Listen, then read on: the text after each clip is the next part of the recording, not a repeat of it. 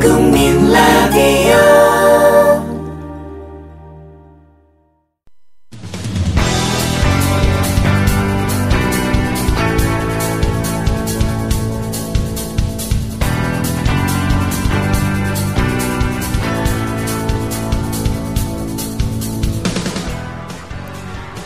미디어협동조합 국민라디오 뉴스트라다무스 듣고 계신 현재 시각 2시 3분입니다. 정가 소식 알아보겠습니다. 여의도 리포터 시간인데요. 김효진 PD 스튜디오에 나와 있습니다. 어서 오세요. 네, 안녕하세요. 김효진입니다. 예, 여야가 각자의 이유로 내부 다툼을 치열하게 벌이고 있는 그런 모습을 나타내고 있습니다. 네. 먼저 새정치민주연합 얘기부터 해보죠. 당대표 예비 경선을 앞두고 문재인 후보를 향한 다른 후보들의 공세 격화되고 있는 상황이죠. 예, 이 모레죠. 7일에 새정치연합 당대표 경선 컷오프가 실시됩니다. 예. 현재 당권 도전에 나선 5명의 후보 가운데 본선에 올라갈 3명을 추리는 절차인데 이 절차를 앞두고 후보들의 날선 공격이 특히 문재인 의원을 정면으로 겨냥하고 있습니다. 말 그대로 문재인 대 비문재인의 대결, 이렇게 봐도 되겠습니다. 예. 과열 양상인 것 같기도 하고요. 이 5명 가운데 -3로 분류되는 박주선, 이인영, 조경태 의원이 당연히 목소리를 높이고 있는데 박주선 의원은 오늘 오전에 한 라디오 방송에서 문재인 의원을 향해서 지금 당은 친노 그룹이 제일 큰 계파를 차지해서 봉건 시절을 방불케 하는 정당이 됐다면서 사당화를 막기 위해 문 후보가 대선에 불출마해야 한다 이렇게 몰아붙였습니다. 갑자기 예. 대선 불출마 얘기를 꺼내든 겁니다. 그렇군요. 박 의원은 또 1997년 이회창 전 한나라당 총재가 대선 패배 후 다시 당권을 잡았고 2002년 대선에서 또 패배했다면서 문 후보가 당권을 발판으로 대선 후보 유일 체제를 구축해버리면 안 된다 이렇게 말을 했습니다. 이인영 의원 또한 라디오 인터뷰를 통해서 김대중 노무현 전 대통령은 창업자였지만 후예인 우리들은 상속자처럼 안주하고 있다면서 이를 극복하고 계파를 부셔야 한다고 목소리를 높였습니다. 조경태 의원은요. 빅2가 당명 변경을 경쟁적으로 공약하며 논란이 되자 사람이 안 바뀌면 당명을 바꾼들 무슨 의미가 있는가라면서 호박에 줄 긋는다고 수박되냐 이렇게 비판했습니다. 예. 앞서 세 후보의 그 문재인 후보를 향한 공세에 대해서 이제 어떤 언급을 했는지 말씀을 해주셨는데, 네. 근데 이들 세 사람의 언행이 오히려 자신들의 입지를 좁히는 결과만 낳을 것이다. 이런 지적도 있나 봐요. 예, 그런 지적도 있습니다. 이런 공격이 오히려 선거판을 빅2 중심으로 더 공고하게 만들 수 있다 이런 겁니다. 예. 이들 세 사람은요 실제로 이 문재인 후보 등을 공격할 때만 거의 이름이 언급되죠. 독자적인 정책 등으로는 사실 언론의 주목을 거의 받지 못하고 있습니다. 이렇다 보니까 벌써 최고위원 경선은 2부 리그다 이런 평가를 받을 정도로 주목도가 떨어지고 있다 이런 평가입니다. 예, 새정치연합 관련된 소식 살펴봤고요. 네. 이번에는 새누리당 내부 다툼에 관한 얘기해 보겠습니다. 예. 이 말씀을 좀 드렸지만은 내부의 어떤 그 치열한 다툼 분위기 여전한데 네. 친박과 비박 사이의 힘겨루기 얘기입니다. 근데 친이계인 정병국 의원이 박근혜 대통령과 친박 진영을 비난했더군요. 예, 그렇습니다. 그 친이계 중진으로 꼽히는 정병국 의원이 지난달 19일 박근혜 대통령이 서청원 최고위원 등 친박 핵심 중진 이 7인을 청와대로 불러서 비공개 만찬을 한 것에 대해서 바람직하지 않다 이런 뜻을 라디오 인터뷰에서 공개적으로 밝혔습니다. 예. 정병국 의원은 당의 비박과 친박이 있을 수 없다는 부분을 전제해야 제대로 정치가 이루어지는데 이런 시점에서 대통령이 이른바 친박 7인을 불러서 식사를 했다는 것은 별로 바람직하지 않은 상황이라면서 박 대통령의 행동이 친박과 친이 계파 갈등의 오해를 사게끔 만든 것이다 이렇게 쏘아붙였습니다. 정병국 의원은 그러면서 이 친박이라고 하는 사람들 간의 내막을 보면 오히려 비박 사람들보다 관계가 더 소원하다 이렇게 깎아내리기도 했습니다. 예, 그런가 하면은 새누리당과 정부 사이의 정책 불협화음도 갈수록 커지고 있다. 이런 얘기도 들립니다. 예, 집권 중반기에 접어들면서 새누리당이 정부 정책에 잇따라 제동을 거는 사례가 점점 늘어나는 모습입니다. 예. 집권 초반엔 나름대로 인내심을 보였던 여당이 최근 들어서는 정부가 민감한 정책을 내놓을 때마다 강한 불만을 표출하면서 재검토를 요구하고 있는 겁니다. 대표적 사례는 최근 정부가 공무원연금에 더해서 사학, 군인연금까지 한꺼번에 손보겠다는 발표를 일방적으로 내어놓자 새누리당이 제정신이냐 이런 반응과 함께 이를 결국 백지화시킨 대목입니다. 예. 이 당정이 주요 정책 과제의 실현 전략을 놓고 정반대 견해를 내놓으면서 정면으로 충돌한 끝에 결국엔 입법권을 쥔 여당의 뜻대로 결론이 난 겁니다. 가장 최근인 어제는요. 이완구 원내대표가 이 정부가 며칠 전 발표한 일명 장그래법으로 불리는 이 비정규직 종합대책에 대해서 부정적인 견해를 밝히기도 했습니다. 예. 이 정부가 여권 핵심 실세인 최경환 경제부총리 겸 기획재정부 장관의 주도 아래 이 경제 활성화라는 대의를 내세워서 야심차게 추진하는 과제죠. 장그래법. 이름과 전혀 동떨어진 내용이라서 지금 폭넓은 비난을 사고 있는데 예. 아무튼 이런 과제에 대해서 집권 여당의 원내 사령탑이 사실상 제동을 거는 입장을 표명한 겁니다. 예. 근데 어떻게 보십니까? 올해 이런 모습 더 짙어질 거라고 생각하십니까? 네, 올해 내내 조금씩 더 가중되면 가중됐지 쉽게 풀리지 않을 것 같습니다. 예. 내년에 총선 있죠. 그것 때문입니다. 국회의원들은 선거 때 득표 가능성을 고려해서 움직이는 게 당연합니다. 박근혜 대통령이 찍어내리는 그 구상들이 대체로 서민과 중산층의 강한 반발을 살 여지가 큰 것들이고 또 서민과 중산층을 위한다고는 하지만 알고 보면 엉뚱한 내용인 경우가 있지 않습니까? 예. 그렇기 때문에 더더욱 그런 겁니다. 총선이 1년여 남았는데 표심에 금 가는 일에 총대 매고 싶지 않다 이런 겁니다. 집권 초반과는 달리 집권 중반기에 접어들면서 역학관계상 당청 간 힘의 균형이 이 청와대 쏠림 현상에서 서서히 벗어나고 있는 점, 바로 이런 점도 원인이 될 수 있다. 이런 분석도 나옵니다. 당연히 선거가 가까워 올수록 이런 흐름은 점점 더 심해질 겁니다. 예. 그리고 안철수 의원 얘기해 보겠습니다. 예. 요새 언론의 주목을 많이 받고 있더라고요. 네. 특히 당내 당권 빅2 후보들이 당명 변경 공약을 내걸자 이에 반발하는 목소리를 내며 존재감을 확인했는데 네. 이번에는 지난 대선 단일화를 둘러싼 안 의원 측 비망록 출간 소식이 또 알려지면서 관심이 높아지고 있군요. 예. 최근 박지원, 문재인 의원이 자신들이 대표가 되면 민주당이라는 이름을 복원하는 쪽으로 당명을 고치겠다. 예. 나란히 이런 뜻 밝혔죠. 사실상 공약인데 그러자 이 새정치라는 표현의 지분을 갖고 있는 안철수 의원이 반발한 바 있습니다. 이런 가운데 지난 대선 때 안철수 의원을 도왔던 측근 4명이 안철수는 왜? 라는 제목의 책을 조만간 발간할 것이라는 사실이 오늘 알려졌고요. 그 내용도 일부 공개가 됐습니다.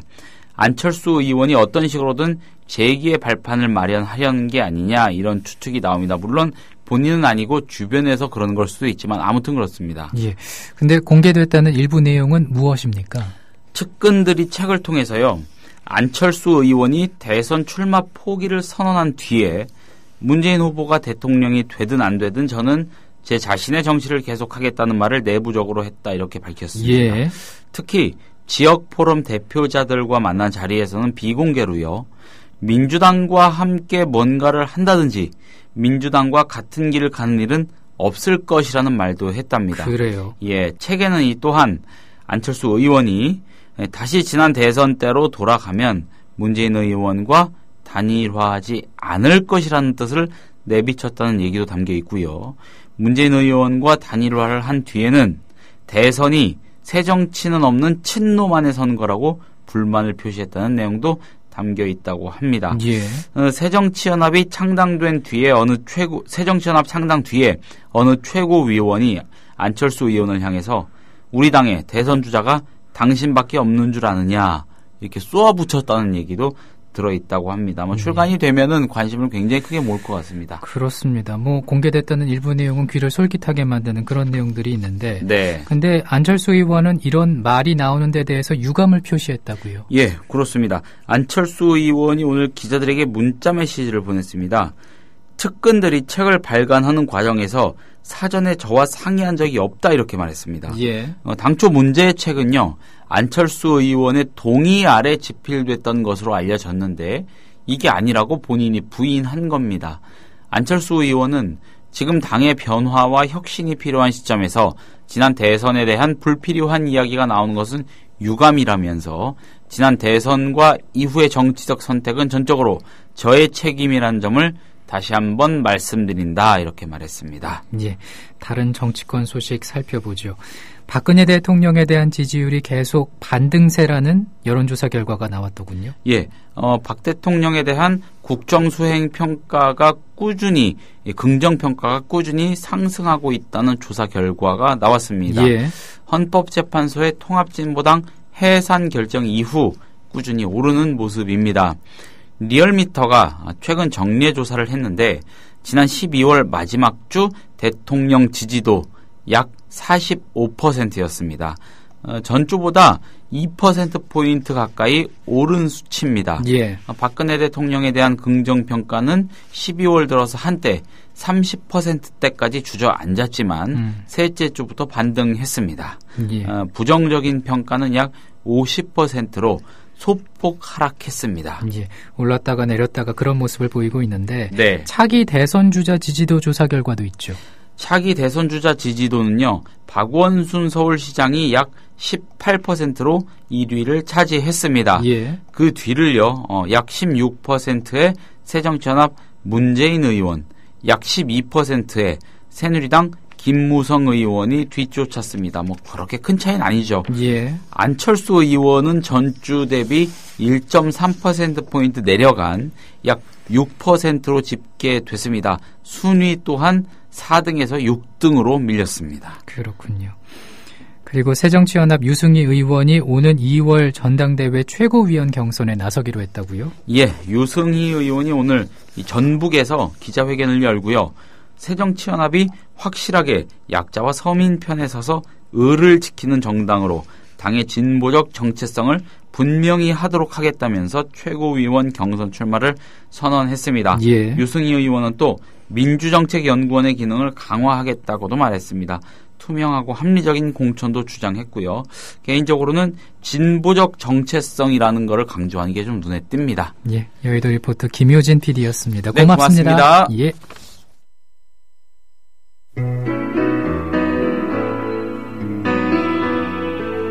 (2014년) 감사했습니다. 네, 저희가 드디어 미디어 협동조합 2만 명 넘었습니다. 지금 2만 1명 이렇게 기록이 되고 있는데요. 1월 3일 출자 완료 조합원 2만 명 시대를 열었고 지금은 3만을 향해 달려갑니다. 시청자 여러분 안녕하십니까? 뉴스K 앵커 노종면입니다. 2014년 4월 1일 오늘 미디어 협동조합 국민TV가 TV방송의 개국을 알리는 뉴스 프로그램 뉴스K를 시작합니다. 2014년 감사했습니다. 4월 1일 국민TV가 역사적인 개국을 단행했고 품격 높은 대한 언론의 길을 개척하고 있습니다.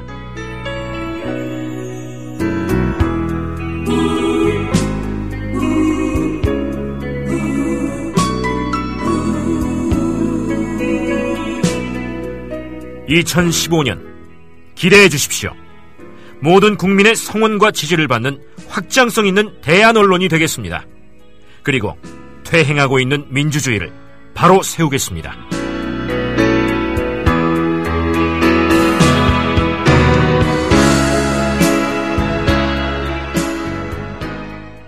She makes me wonder, she makes me wonder. 김현주 PD가 단독 취재했습니다. 이곳은 공주보 상류입니다. 이미 20일 전쯤 이곳에서 큰빛 이끼벌레의 번식이 확인됐지만 이후 아무런 조치도 취해지지 않았습니다. 국민TV 뉴스K의 막내인 김현주 PD.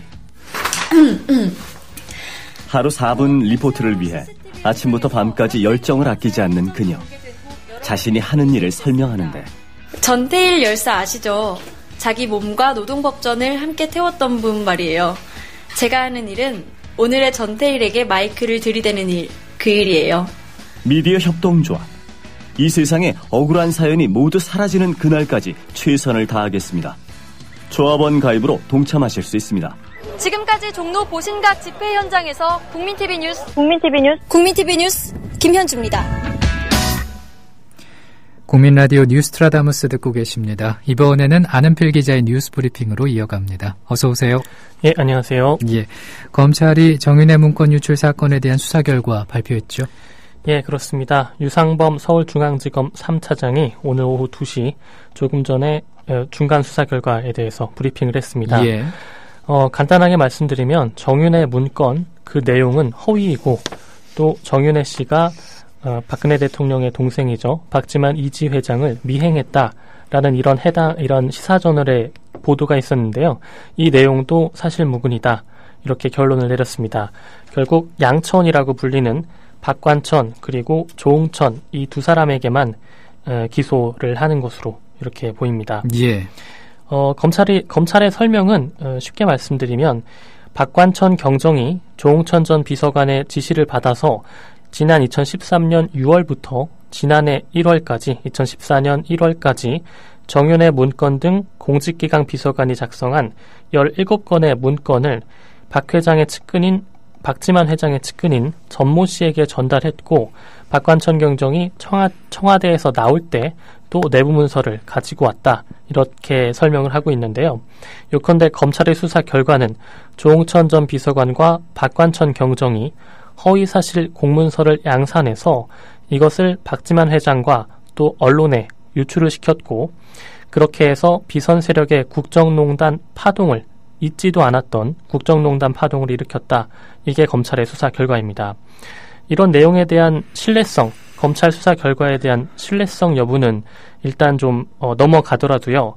검찰이 왜 조응천과 박관천 이 두 사람만 주요하게 기소를 했고 해당 문건을 박지만 회장 받았다는 박지만 회장은 왜 기소하지 않았는지 이 부분에 대해서 벌써부터 형평성 논란이 일고 있습니다. 예.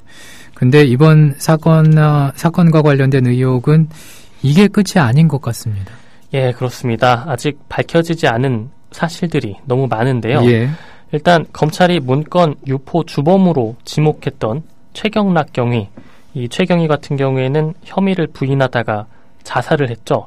그리고 또 다른 관련자인 한모 경위 같은 경우에는 JTBC와의 인터뷰에서 청와대가 나를 회유하려고 했다. 이런 사실을 폭로한 뒤에 그 뒤에는 정신착란을 이유로 정신병원에 입원한 상태입니다.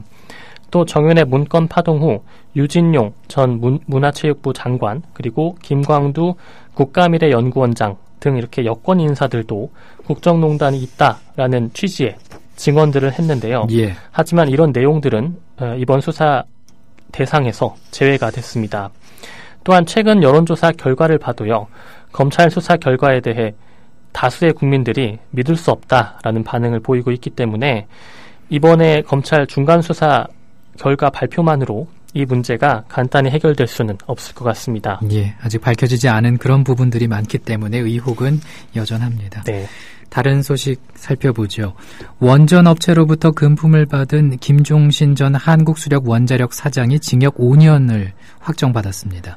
예, 그렇습니다. 대법원 3부는 특가법상 뇌물수수 및 배임 혐의 등으로 구속 기소된 김종신 전 사장에 대해서 대한 상고심에서 징역 5년에 벌금 2억 1천만 원, 또 추징금 1억 7천만 원을 선고했던 원심을 확정했다라고 어제 밝혔습니다. 예. 재판부는 원심이 피고인에 대해 배임 수재 및 뇌물의 점을 모두 유죄로 인정한 것은 정당하고 법리를 오해한 위법이 없다고 판시했습니다.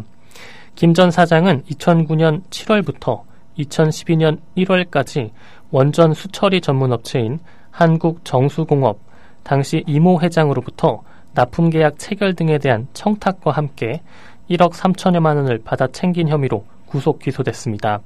또 김 전 사장은 한수원 인사청탁과 관련해서 지인으로부터 4천만 원을 받았고 2010년 10월부터 이듬해 4월 두 차례에 걸쳐서 당시 지식경제부 차관이었죠. 박영준 전 차관에게 원전 관련 정책을 수립하면서 한수원의 입장을 잘 고려해달라 이런 취지로 700만 원의 뇌물을 건넨 혐의도 받았습니다. 예. 호남고속철도와 서울지하철 9호선의 건설공사 과정에서 입찰 담합을 벌인 삼성물산이 또 이제 문제가 되고 있는데 벌금형 선고받았죠. 예, 서울중앙지법 유남근 부장판사는 독점 규제 및 공정거래에 관한 법률 위반 혐의 등으로 기소된 삼성물산과 정모 씨에게 각각 벌금 7천만 원과 1,500만 원을 선고했다고 그제 밝혔습니다. 예.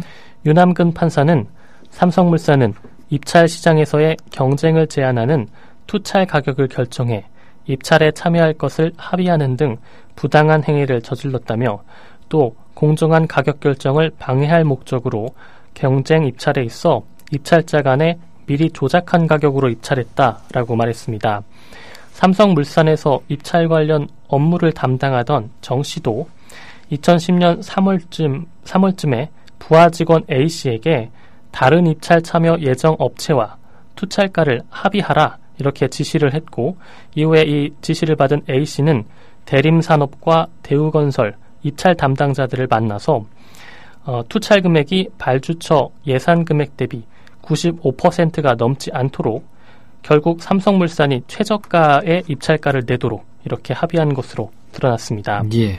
그래서 결국 가장 적은 금액을 써낸 삼성물산이 2011년 6월 철도시설공단과 공사도급 계약을 체결했습니다. 앞서 삼성물산은 지난 2009년 호남고속철도 차량기지 건설공사와 또 서울지하철 9호선 3단계 건설공사 수주를 위해서 다른 입찰 참여 예정 업체들과 사전에 모여서 입찰가를 합의한 혐의로 기소됐습니다. 그렇군요. 그리고 앞서 오프닝에서 잠깐 말씀을 전해드렸는데 각종 사고가 계속되고 있는 제2롯데월드에 대해서 서울시가 건물 사용 금지까지 언급을 하면서 강력하게 제재를 예고했습니다. 예, 그렇습니다. 서울시가 오늘 롯데가 안전관리, 안전대응 시스템을 제대로 구축하지 않은 상태에서 안전사고가 재발하면 전체 건물에 대한 사용 제한과 금지, 임시사용 승인 취소 등 종전보다 더 강력한 제재를 하겠다 이렇게 밝혔습니다. 예. 제2롯데월드 초고층 타워동 공사가 끝날 때까지 롯데그룹 차원의 강력한 안전관리 및 대응 시스템을 자발적이고 진정성 있게 구축하라 이런 주문을 한 건데요. 다 아시다시피 지난해 10월이었죠.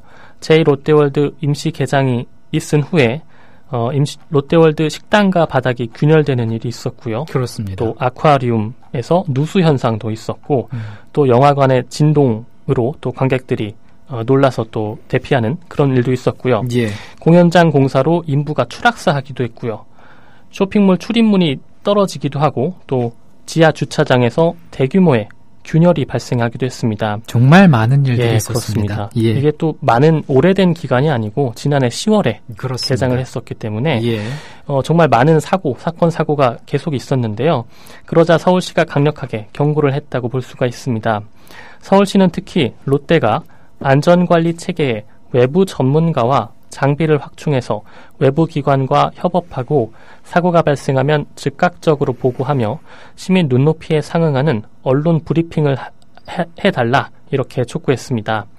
사건 사고를 은폐하려는 듯한 롯데 측의 태도가 또 인근 주민들의 불안과 불신을 심화시키고 있다는 지적입니다. 예, 정말 롯데월드, 제2롯데월드 주변에 사시는 분들께서는 또 엄청나게 불안하시겠죠. 그렇습니다. 네. 그리고 또 롯데 측이 이런 단순하게 사건 사고가 이어지는 것도 사실 불안한데요. 또 은폐하려는 듯한 그런 그렇습니다. 모습들을 보였기 때문에 더 큰 문제가 아닌가 싶습니다. 불신을 정말로 심화시키고 있는 그러한 모습을 보여주고 있습니다. 고 노무현 전 대통령을 비하하는 내용의 사은품을 지급했던 천안의 한 호두과자 업체가 있지 않았습니까? 네. 이 때문에 업체 홈페이지에 비판하는 글들이 올라오자 해당 업체 자신을 비판한 누리꾼들 명예훼손으로 고소한 바가 있었는데 이에 대해서 검찰이 누리꾼 일부에 대해서 혐의 없음 처분을 내렸죠. 예, 그렇습니다. 검찰이 어제 A 호두과자 제조업체로부터 명예훼손 혐의로 고소된 누리꾼 20명에 대해서 혐의 없음 처분을 내렸습니다. 예. 이 호두과자 업체는 지난 2013년 7월 노무현 전 대통령과 코알라를 합성한 이른바 노알라라고 하죠. 일베에서 만들어진 것으로 전해지고 있는데요. 이 노알라 도장이 찍힌 포장 박스에 호두과자를 담아서 일부 고객들에게 제공을 했고 이 도장을 또 사은품으로 증정했습니다. 다분히 조롱의 의미가 가득한 문구들이 포장지에 인쇄가 됐고요. 이 때문에 논란이 커지자 업체는 정치적 의도나 목적을 가지고 스탬프를 제작하거나 의뢰한 것이 아니고 재미반, 농담반식의 이벤트성으로 보낸 것이다. 이렇게 사과성 글을 올렸었습니다. 예. 하지만 이후에도 누리꾼들의 항의가 계속됐는데요. 그러자 결국 이 업체 측은 사과를 취소하고 지난 4월경부터 업체를 비난한 네티즌 150여 명을 명예훼손으로 고소했습니다. 하지만 검찰이 이에 대해서 150여 명 중에서 일단 20명 정도, 이 20명의 글에 대해서는 업체에 대한 의견을 표명한 것이기 때문에 사실의 적시를 요건으로 하는 명예훼손에 해당하지 않는다고 판단을 내린 겁니다. 예. 누리꾼들을 대리한 법무법인 동안의 조동환 변호사는 같은 혐의로 고소된 나머지 누리꾼들도 대부분 불기소 처분을 받을 것으로 보인다면서 누리꾼들은 호두과자 업체를 무고 혐의로 고소하려고 준비 중이다. 이렇게 밝혔습니다. 예. 다른 소식 살펴보겠습니다.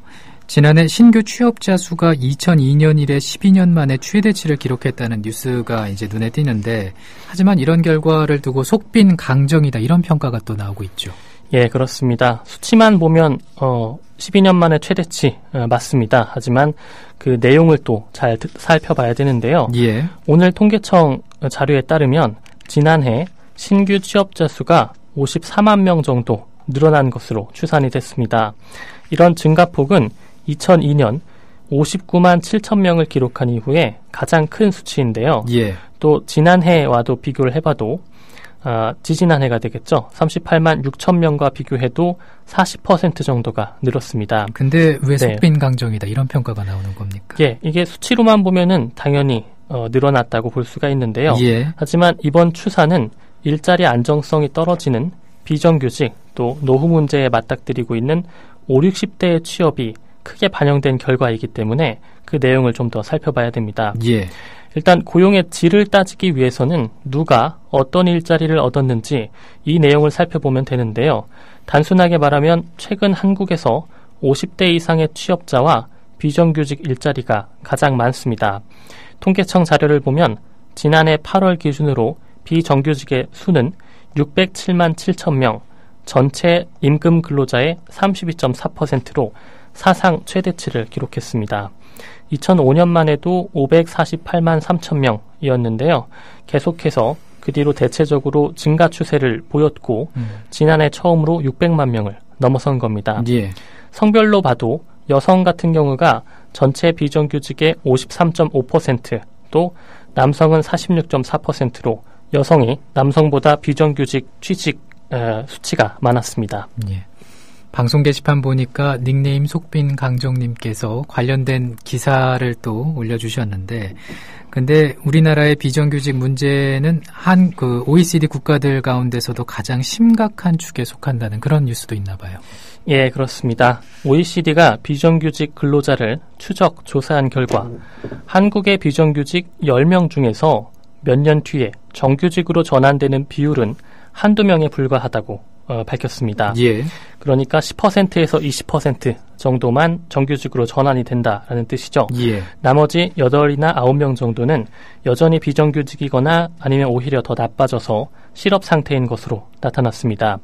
이는 독일, 일본, 영국, 프랑스, 네덜란드 등 16개 조사 대상 국가 중에서 가장 열악한 수준으로 나타났습니다. 정말 이 조사 결과대로라면 굉장히 심각한 문제입니다. 예, 그렇습니다. 그리고 이것 하나뿐만이 아니라요. 예. 또 현대 경제연구원이 통계청 자료를 이용해서 추산한 결과가 있는데요. 1989년에는 전체 취업자 중에서 청년층이 20대가 28.5%로 가장 많았고 30대가 27.6%, 40대가 21.7%, 장년층 50대부터 64세까지가 18.8%, 또 노년층 65세 이상이 3.3%였는데요. 그러니까 나이가 어릴수록 취업자가 많았다는 겁니다. 하지만 25년이 지난 지난해에는 장년층 50세부터 64세가 취업자 비율로 볼 때 28.6%로 가장 많았습니다. 이어서 40대, 또 30대, 그 뒤가 청년, 마지막이 노년층으로 순위가 완전히 바뀐 겁니다. 예. 이에 대해서 김광석 현대경제연구소 선임연구원은 노후 준비를 제대로 하지 못한 5, 60대가 재취업, 창업, 귀농 등의 형식으로 계속 노동을 하는 결과다라고 설명했습니다. 결국 청년층은 아예 취업을 하지 못하거나 하더라도 임금 수준이 낮고 고용이 불안정한 비정규직을 얻게 되는 경우가 훨씬 많다, 이런 뜻이 됩니다. 예, 정말 우울한 그런 전망이군요. 우리 정부가 북한에 가공하지 않은 생곡물을 지원하기로 했다라는 그런 뉴스도 있는데 박근혜 정부 들어서는 처음 있는 일이라고요. 예, 그렇습니다. 새해 들어서 남북 대화 재개 가능성이 높아지고 있는데요. 이에 발맞춰서 우리 측의 인도적 대북 지원도 최근 보폭을 넓혀나가는 것으로 나타났습니다. 예.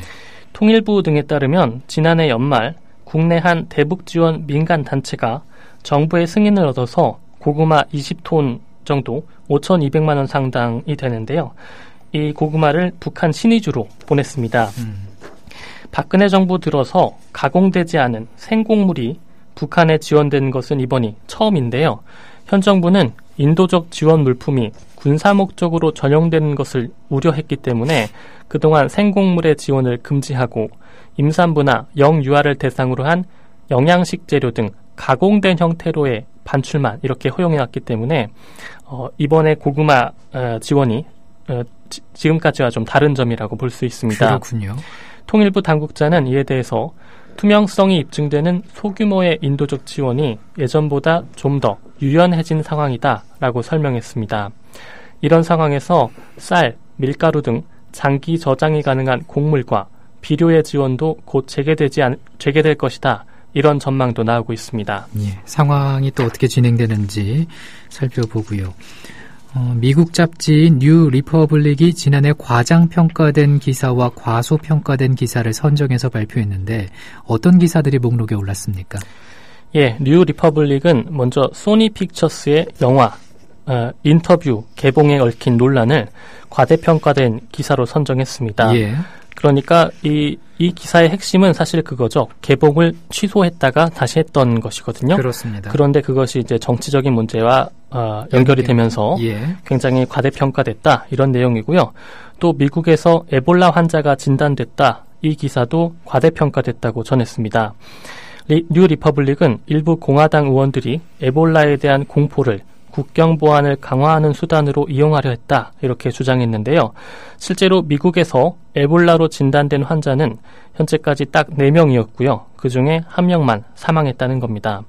다음은 프랑스 경제학자 토마 피케티의 유명세였는데요. 21세기 자본론이 출간되면서 프랑스 경제학자 토마 피케티는 하루아침에 국제적인 스타로 급부상했고, 피케티의 저서에 사용된 데이터는 불평등에 관한 이해의 지평을 넓히는 데 기여했지만 좌파와 우파 경제학자들 모두 데이터를 뒷받침하는 이론에 대해 이의를 제기했다는 것이 뽑힌 이유입니다. 예. 심지어 피케티조차 자신이 대안으로 내놓은 전 지구적 부유세가 비현실적이라는 점을 인정하기도 했습니다. 결국 이론적 부분에 있어서 따져볼 여지가 많이 있다, 이런 해석이 나올 수 있습니다. 예. 한편 과소평가된 기사로는 서아프리카에서 7,800명이 에볼라로 사망한 내용이 있었고요.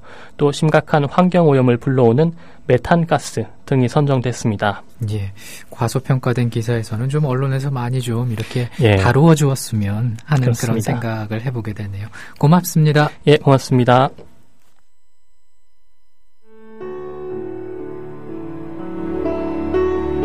경남 거창에 사는 조합원 백함나무님. 남편의 유언으로 온 가족이 미디어 협동조합원이 됐습니다. 라디오 비평 들으실 때마다 아이고 속이 시원하다 이렇게 하시더라고요. 본인이 먼저 하시고요, 가입을. 예, 그 뜻을 이제 알았기 때문에 손자, 손녀 6명까지 그렇게 이제 다 가입을 하게 됐지. 작고한 부부는 왜 국민TV 조합원 가입, 이것이 이 시대에 꼭 필요한 언론운동이라고 확신했을까요? 가슴 아픈 가족사가 있었습니다. 저는 민족일보 조영수 그분 그때부터 관심을 많이 가지시고 저 동아투이 그때 남편이 저 광고도 내고 또 한겨레 주주도 되시고 저희 시어른 되시는 분이 보도연맹에 억울한 죽음을 당하셨습니다. 중학교 때 아버지가 억울하게 그리고 옥살이 하실 때 그 도시락을 가지고 감옥에 가서 어느 날 갑자기 그래 이제 총살 당했다는 그런 걸 안 겪었으면은 또 뭐 평범하게 살았을 수도 있는데.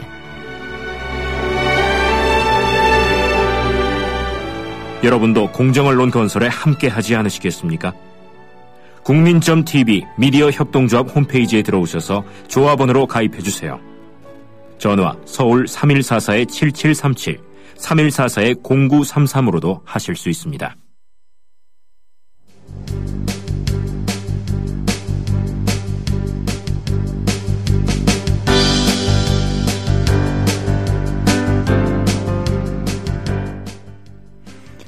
계속해서 이슈 분석입니다. 최영일 시사문화평론가 전화 연결되어 있습니다. 안녕하십니까?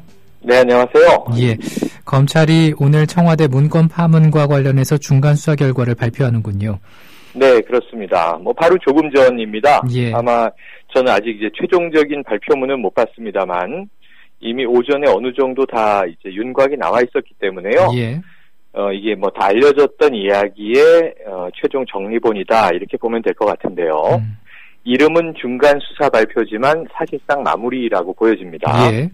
일단은 이제 박관천 전 행정관, 경정이죠. 이분은 이제 구속 상태에서 기소가 됐고, 그리고 이제 조응천 전 비서관.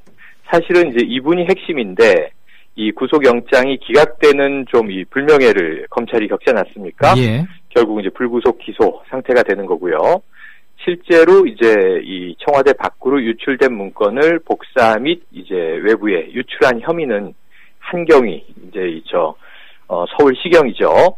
정보 분실에 이제 한경희에게 이제 혐의가 적용이 돼서 이 세 사람이 지금 이제 각각 구속, 불구속 기소가 되는 상태가 됐고요. 사실은 지금 혐의자는 한 명이 더 있었습니다만 그 최경희라고 하는 분은 스스로 목숨을 끊지 않았습니까? 예. 그래서 이제 이 상태에서 지금 정리가 되는데 문제는 이제 의혹이 잠재워지지 않는다라는 점입니다. 왜냐하면 이제 조응천 전 비서관이 그럼 이러한 일을 벌인 동기는 무엇인가? 지금 이제 구속 수사 유일하게 이제 구속 수사 중인 박관천 경정은 또 어떤 이 이익을 얻을 수 있는 것인가? 어떤 이 국기문란이라고 대통령께서 정의한 이런 행위가 벌어지는 데는 강력한 동기 내지는 이제 이해관계가 필요한 거 아닙니까? 예. 그래서 동기는 지금 이제 밝혀지지 않은 상태에서 유출의 경위만, 그것도 이제 복수의 유출 경위는 없다라고 검찰이 단정하면서 오직 이제 이 단선적인 이 경로만 있다라고 하는 형태로 이제 마무리되게 된 것으로 보여집니다. 예. 그리고 통합진보당 해산으로 세 곳에서 이제 4월 보궐선거가 실시가 되는데 그렇죠. 이와 관련해서 새누리당이 벌써부터 시끄럽습니다. 개파 간의 수싸움이 정말 치열하군요. 지금 여러 가지 복합적인데요. 예. 오늘 아침에는 최고위원회가 열렸는데 이미 지난달 연말이죠. 22일경에 서청원 최고위원이 김무성 당대표와 한번 격돌이 있었거든요. 그 내용은 뭐였냐면 이제 여의도 연구원 원장직을 당 대표가 이제 임명하게 되어 있는데 지금 이제 김무성 대표 의중은 박세일 원장으로 이제 내정을 하고 있어요. 예. 근데 이 부분을 이제 친박계 의원들이 이제 들고 일어나면서 서청원 의원이 한번 반발을 했고요. 오늘 이제 이 조간뉴스 헤드라인을 보시면 만약에 박세일 원장 임명을 김무성 대표가 강행하면 서청원 최고위원이 사퇴까지 불사하겠다라고 하는 관측이 나오면서 예. 이게 굉장히 이제 친박 대 이제 비박의 격돌 기류가 강화되고 있는 상태인데 또 이제 이 조강 특위 문제도 오늘 벌어졌습니다. 조직 강화 특위가 결국은 공천권 문제를 다루는 그런 이제 당내의 핵심 조직인데요. 예. 지금 이 김무성 당대표가 임명한 그 보수혁신위원회 위원장이 또 김문수 전 경기지사 아닙니까? 이분이 이제 공천권 문제를 2단계로 다루기 위한 혁신이 준비를 하고 있는 가운데, 지금 이제 일단은 당대표의 이제 의중은 100% 국민공천으로 간다. 이제 이거예요. 예. 공천권을 내려놓겠다. 이것도 이제 오픈 프라이머리라고 우리가 부르는데 아주 좋은 개혁이죠. 어찌 보면. 그런데 이제 이것을 또 친박계 의원들은 반대하고 나서면서 공천권 문제 격돌이 지금 보여지고 예. 말씀하신 대로 그 첫 번째 신호탄이 이제 4월 29일로 예정돼 있는 올해의 이제 재보선 세 자리입니다. 이 세 자리가 사실은 다 이 야권이 강세인 지역이에요.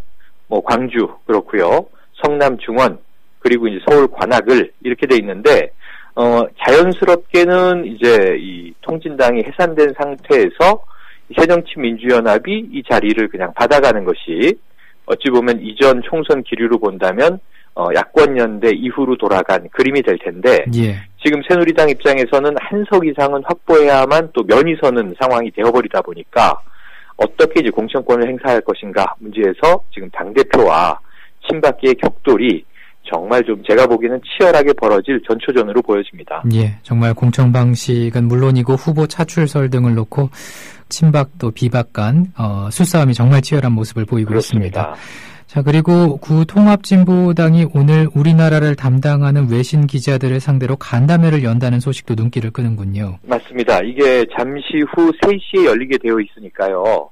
오늘 오후 이제 이 저녁 뉴스들은 이 내용이 많이 다뤄지게 될 텐데 예. 우선 아까 말씀드렸던 검찰의 오늘 발표와 마찬가지로 통합진보당, 이게 구통합진보당 전 의원들의 외신기자 간담회도 어느 정도 내용 예측은 가능합니다. 일단은 이제 이 헌재 판결이 부당하다라고 하는 내용일 것이고요. 예. 무엇보다도 이제 해산도 해산이지만 거기에 주문 2를 보면 의원직 상실까지도 판결하지 않았습니까?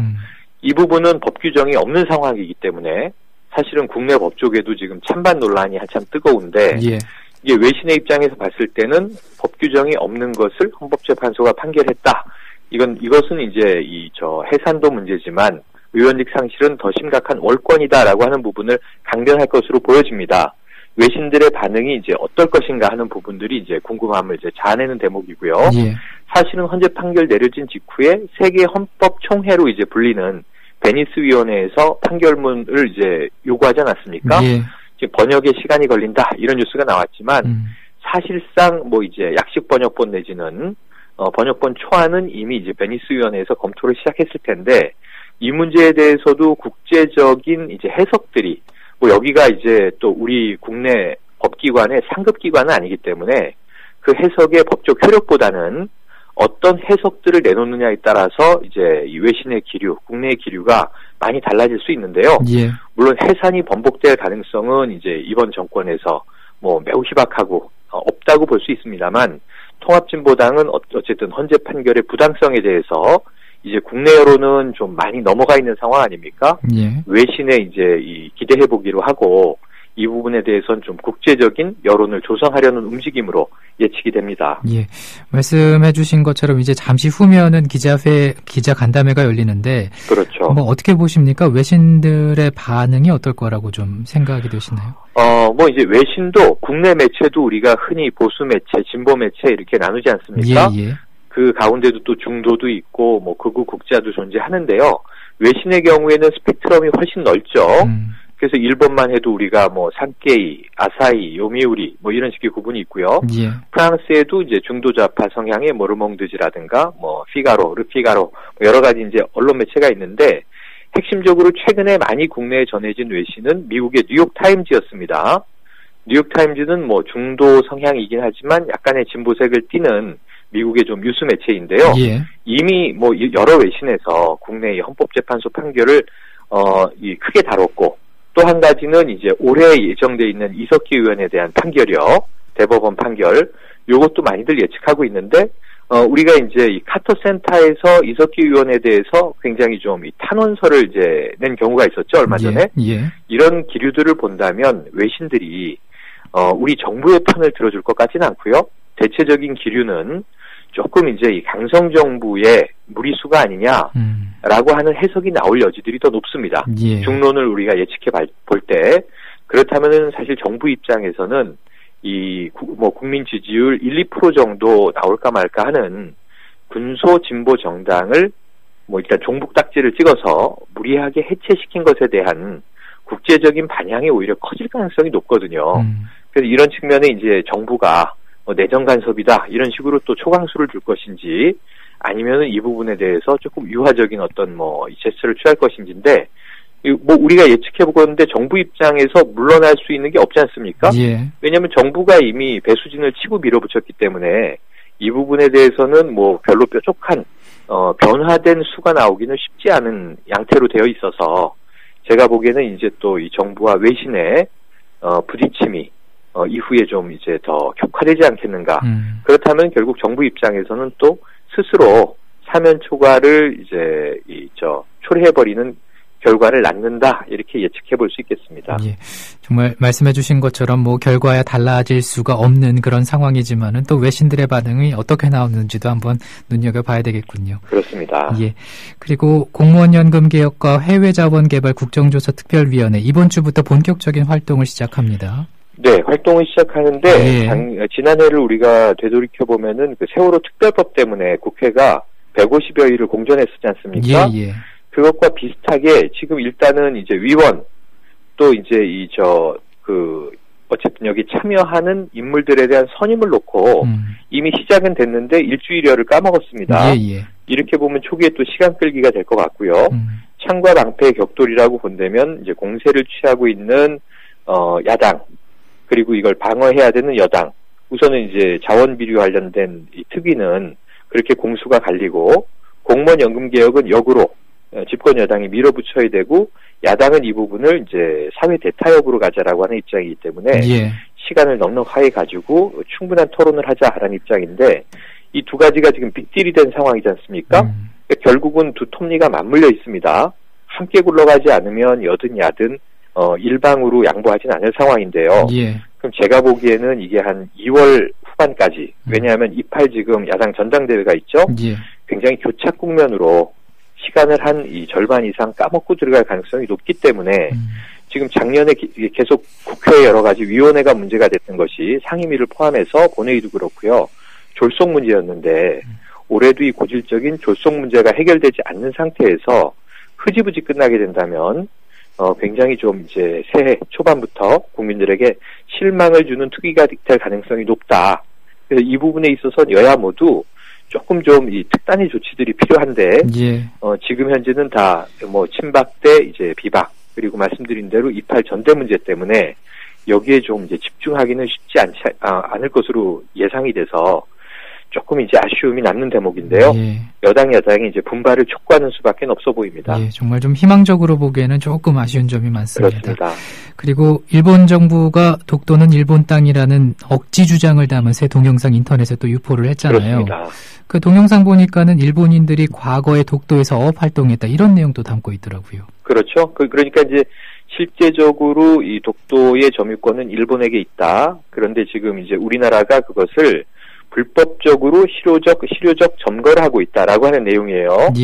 17분짜리 동영상인데 이게 좀 제가 보기엔 교활해 보이는 것이 전직 초등학교 교사를 등장시켜서 학생들에게 책을 읽어주는 내용으로 이제 진행이 됩니다.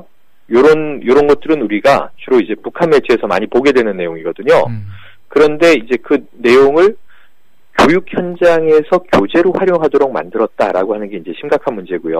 어쨌든 이것을 이제 이 크리스마스 이브에 유포한 것이 일본 정부이기 때문에 일본의 이제 공식 문건이라고 볼 수밖에 없죠.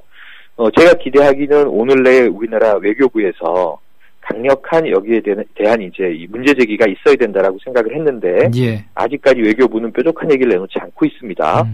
저는 그것에 배경이 있다고 보는 것이 지난주에 전해진 뉴스지만 이 연말에 한미일 군사 정보 공유 약정을 해버렸지 않습니까? MB 정부 말에 이제 미뤄지면서 이명박 전 대통령은 이 마지막에 좀 민심을 돌려보겠다고 독도에 직접 방문까지 했었는데요.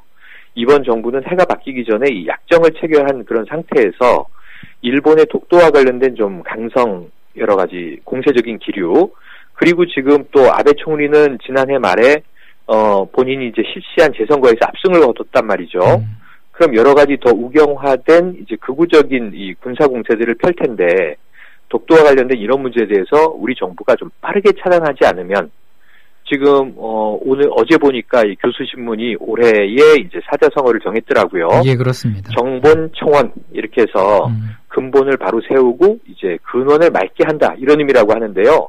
일본의 독도 관련 발언들은 우리나라가 정말 빠르게 발본 세권을 해줘야 됩니다. 그래야만 이게 꼭 한 방에 우리가 뭐 이제 극단적인 상황으로 뭐 전쟁이라든가 혹은 한일 관계의 극단적인 파경을 예상하지 않더라도 정치 외교적인 노림수에서 우리가 좀 선제적인 복선을 깔고 들어갈 필요가 있거든요. 예. 그런데 외교부가 이제 올해 좀 뭐 남북 관계에 대한 이제 좀 급전환된 기류를 낙관하는 거에 비해서는 대일 관계는 굉장히 좀 뭐랄까 꼬리를 내리고 있다. 점점 목소리가 좀 잦아들고 있다. 예. 이 부분은 좀 우려가 크게 되는 상황입니다. 예, 고맙습니다. 네, 고맙습니다.